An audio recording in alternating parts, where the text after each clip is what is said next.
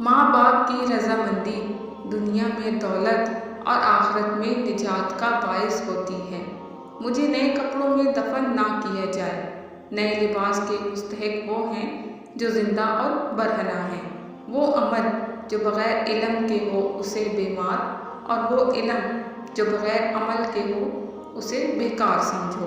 موت سے محبت کرو تو زندگی عطا کی جائے گی۔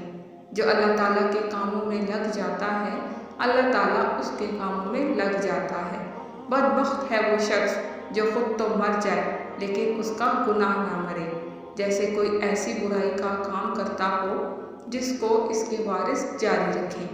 محض لباس کی عمدگی یا کمتری سے انسان کی شناخت نہیں ہو سکتی، کیونکہ انسان کو اللہ بناتا ہے اور لباس کو انسان۔ بروں کی ہم نشینی سے تنہائی بہتر ہے، اور تنہائی سے نیک لوگوں کی صحبت بہتر ہے۔ 3 آدمی صرف 3 موقعوں پر ہی پہچانے جا سکتے ہیں: بہادر لڑائی میں، دانا غصے میں، دوست بوقت ضرورت۔ اگر میں کسی گنہگار کو خدائی حدود توڑتے ہوئے دیکھوں تو اس وقت تک سزا نہیں دیتا جب تک میرے ہمراہ کوئی اور گواہ نہ ہو۔ یاد رکھو، جہاد کو ترک نہ کرنا۔ جب کوئی قوم جہاد فی سبیل اللہ ترک کر دیتی ہے تو وہ ذلیل ہو جاتی ہے۔ وہ لوگ بہتر نہیں ہیں جو آخرت کے لیے دنیا کو ترک کر دیتے ہیں، بلکہ بہتر وہ ہیں جو دنیا اور آخرت دونوں کا حق ادا کرتے ہیں۔